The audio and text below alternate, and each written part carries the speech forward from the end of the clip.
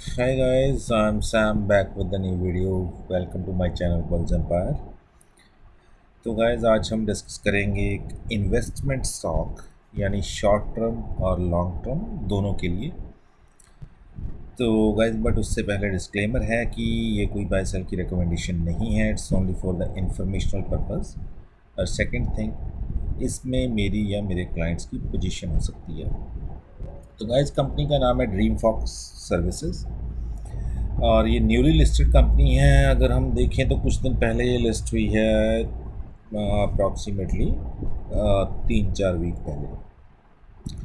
और जब ये लिस्ट हुई थी तो 549 पे लिस्ट हुई, या आप कह सकते हैं यहाँ पे लिस्ट हुई कुछ 500 के आसपास, 549 तक गई, क्योंकि उसी दिन इस कंपनी के रिज़ल्ट्स आए थे और रिज़ल्ट्स बहुत अच्छे थे। तो इस वजह से ये कंपनी की जो लिस्टिंग है वो काफ़ी प्रीमियम पे हुई थी। तो एनीवे अब मैं इस स्टॉक को आपके सामने क्यों लेके आया हूँ। तो गाइज आप ये डेली चार्ट आपके सामने लगा है ड्रीम फॉक्स का, और आप एक चीज़ देख रहे हैं कि 364 के नीचे जाने को स्टॉक तैयार नहीं है और एक कंसोलिडेशन में है। जबकि आज निफ्टी अप्रॉक्सीमेटली 400 पॉइंट प्लस थी, बट इसमें स्टिल एक कंसोलिडेशन थी। और गाइस जब ये कंसोलिडेशन का ब्रेकआउट होगा तो ये स्टॉक वापस 450 तक जाएगा। और अगर शॉर्ट टर्म की बात करें, और अगर करें हम लॉन्ग टर्म की बात, तो ये स्टॉक आपको 500 या 550 के लेवल दोबारा दिखा सकता है इन द मीडियम टर्म, यानी विद इन 6 मंथ्स। तो गाइस किस कंपनी के जो बिज़नेस मॉडल है वो बिल्कुल ही यूनिक है और इसका कोई कंपटीशन नहीं है। लिस्टेड कंपनीज़ में कोई भी इसका कॉम्पिटिटर नहीं है। बिकॉज़ अगर हम इस कंपनी का फंडामेंटल्स देखें तो बहुत ही प्रीमियम वैल्यूएशन पे है। स्टॉक की पी जो है 126 है, ROE 25 है, ROC 25 है, ROE 21 है, फेस वैल्यू 2 की है, और प्रमोटर होल्डिंग 67% के आसपास है, FI होल्डिंग 10% है, DI होल्डिंग 12% है। तो दोनों की अच्छी खासी होल्डिंग है, FIs की, DIs की। और जो प्रॉफिट ग्रोथ है गाइस वो काफ़ी ज़्यादा है। जहाँ यहाँ पे जो दिखा रहा है वो ऑलमोस्ट 1500% की दिखा रहा है। और करंट रेशो 1.65 का है, बहुत अच्छा है। Debt to equity ratio almost zero है, और पैग रेशो यहाँ नहीं दिया because of the newly listed company. तो गाइस मार्केट कैप 2000 करोड़ के आसपास है, यानी स्मॉल कैप कंपनी है। और अब कंपनी का बिजनेस क्या है, तो गाइज वैसे तो आपको पता ही होगा क्योंकि न्यूली लिस्टेड कंपनी है और टीवी पे भी इसका काफ़ी कुछ इसके बारे में बताया गया था, और 2 दिन पहले इसकी मैनेजमेंट आके भी अपने व्यूज़ ऑन फ्यूचर प्रोजेक्शंस वगैरह पे देके बता के गए हैं। तो जो एयरपोर्ट पे लॉन्चेस होते हैं जो कि आप अपने क्रेडिट कार्ड से एक्सेस कर सकते हैं अगर आप वेट कर रहे हैं किसी के लिए, यानी कोई आपका रियलिटिव बाहर से आ रहा है और आप वेट कर रहे हैं एयरपोर्ट पे, तो आप लॉन्च तक जा सकते हैं, वेटिंग एरिया में जाके बैठ सकते हैं। आप बाहर खड़े होने की ज़रूरत नहीं है, बट उसके लिए आपको एक पर्टिकुलर क्रेडिट कार्ड चाहिए होता है जो ये फैसिलिटी आपको फ्री ऑफ कॉस्ट प्रोवाइड करता है। अदरवाइज़ ये फैसिलिटी पेड होती है। तो अगर हम देखें कि कंपनी का जो रेवेन्यू है, तो यहाँ पे देखो लिखा हुआ है largest airport service aggregator platform. तो 95% का मार्केट शेयर है, and 68% overall lounges access volume in India है। सर्विसेज ऑफर्ड में आता है एयरपोर्ट रिलेटेड सर्विसेज, इसमें आता है lounges, food and beverage, spa, meet and assist, airport transfer, transit hotels और रूम एक्सेस, बैगेज ट्रांसफ़र। तो ये सब जो आपको एयरपोर्ट पे फैसिलिटीज़ मिलती हैं वो ड्रीम फॉक्स कंपनी ही आपको प्रोवाइड करती है। And asset light business model है। एसेट लाइट बिजनेस मॉडल क्या होता है? जिसमें आपने कोई प्लांट नहीं लगाना, कोई मशीनरी नहीं लगानी, कोई बिल्डिंग नहीं बनानी, कोई कंस्ट्रक्शन नहीं करनी और कोई लैंड एक्वायर नहीं करनी, यानी आपकी इन्वेस्टमेंट बहुत ही कम होती है। उसे कहते हैं asset light business model.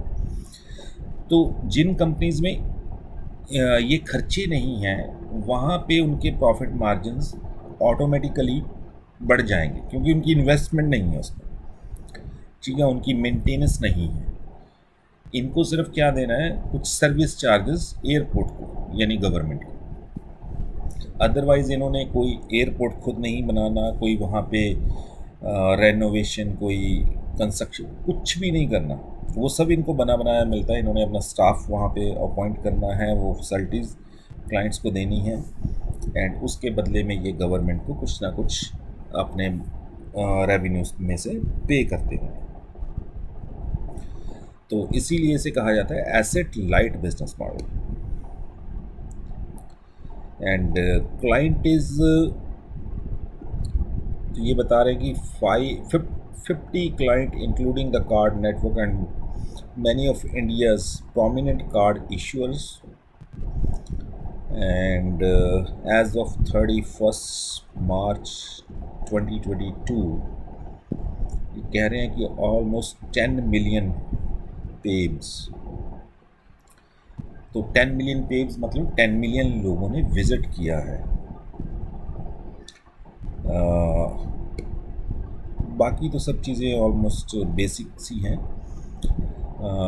Launch services से इनका जो रेवेन्यू आता है वो 98% है। अदर सर्विसेज यानी अदर सर्विसेज जैसे air baggage transfer, airport transfer, उन सर्विसेज वगैरह से इनको सिर्फ 1.5% का रेवेन्यू आता है।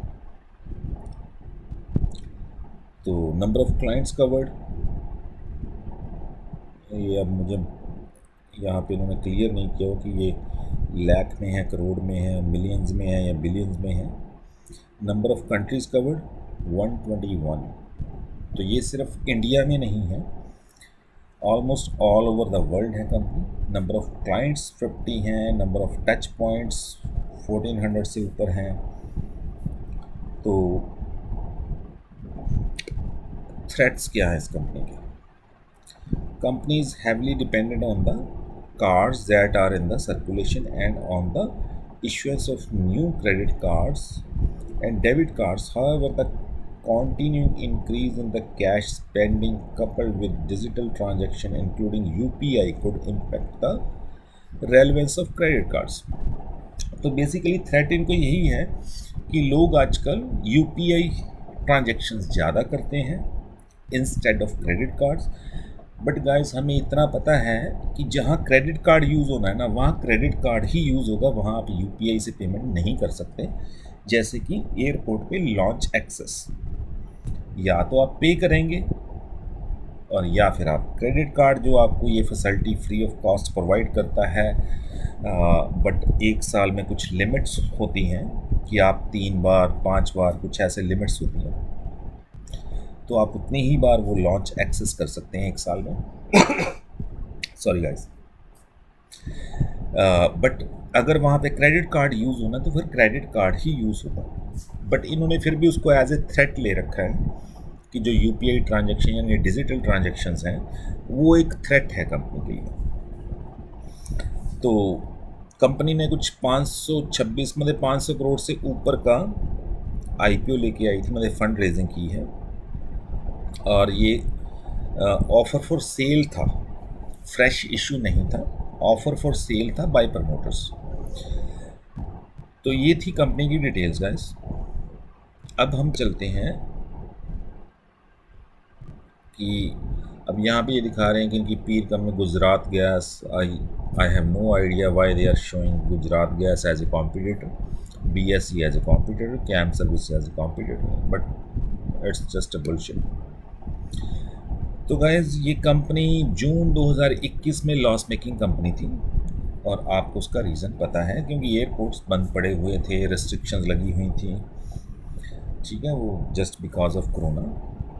मार्च 2022 में ये कंपनी ने 9 करोड़ का प्रॉफिट, यानी 9 करोड़ का प्रॉफिट किया, और जून 2022 में 13 करोड़ का प्रॉफिट किया, और जो प्रॉफिट मार्जिन थे वो स्टेबल रहे, यानी 12% तो 12% ही रहे, और जो टैक्स था वो थोड़ा बढ़ गया इनके ऊपर क्योंकि रेवेन्यू इनका ऑलमोस्ट डबल के पास पहुंच गया था, है ना। ये देखिए 100 करोड़ एंड 160 करोड़ ये रेवेन्यू था, बट एक्सपेंसेस भी इनके उतने ही बढ़े थे। तो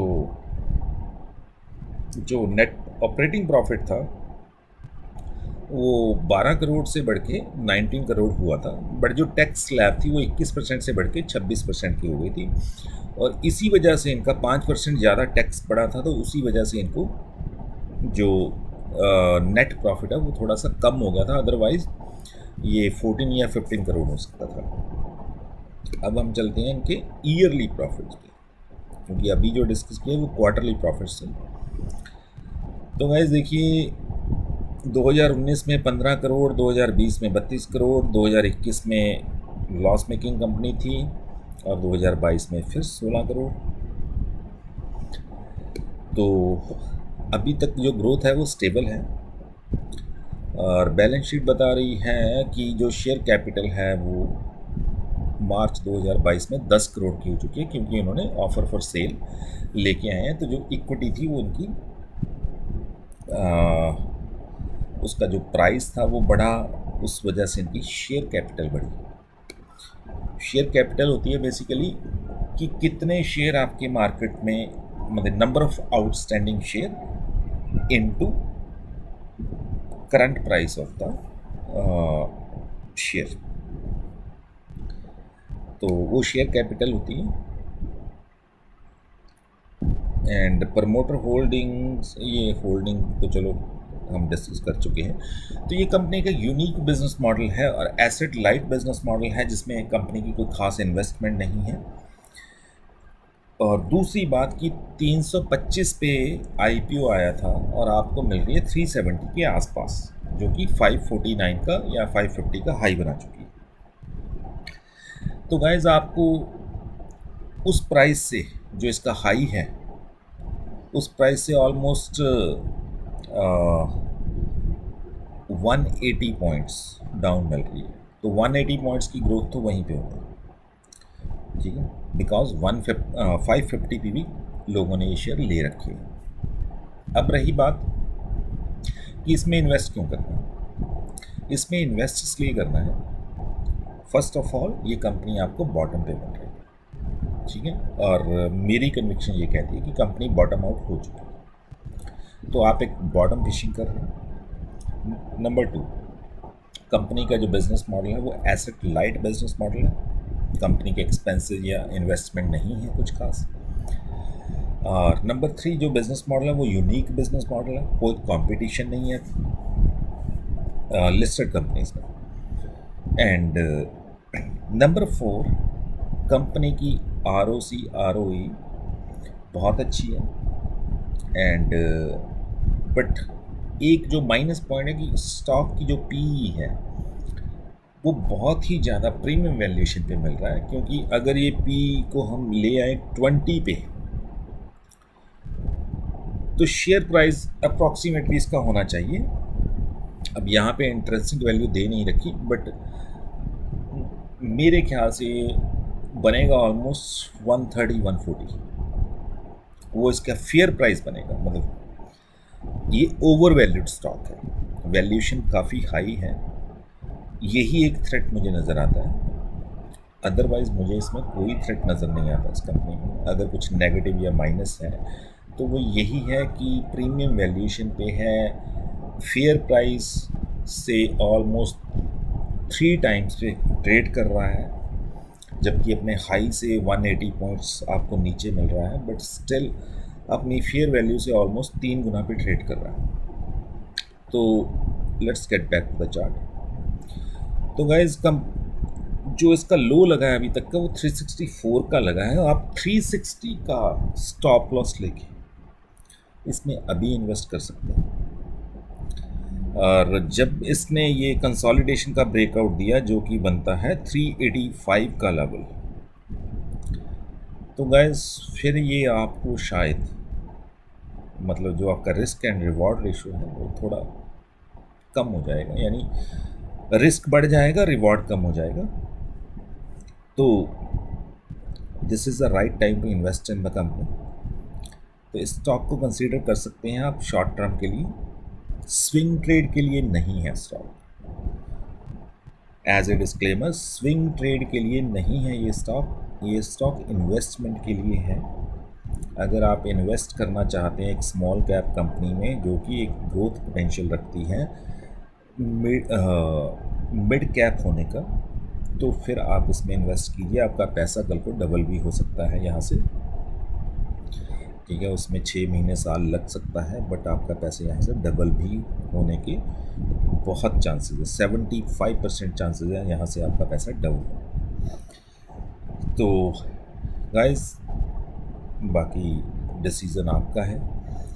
मेरा काम होता है एक अच्छी कंपनी, एक अच्छा ग्रोथ पोटेंशियल वाली कंपनी जहाँ पे आपको एक अच्छी रिटर्न मिल सके, वो कंपनी ढूंढ के आपके सामने लाना।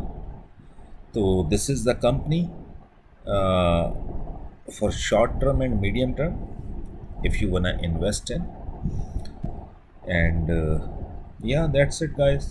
बाकी निफ्टी, बैंक निफ्टी, इंडेक्स, ये डाटा वो मैं वीडियो सैटरडे या संडे को बनाऊंगा। उसमें हम अपनी स्ट्रैटेजी डिस्कस करेंगे कि क्या है, क्या बनती है आगे की, क्या नहीं। और तब तक डॉ जॉन वगैरह, मतलब US markets, crude oil, everything, मतलब सब डाटाज आ जाएंगे।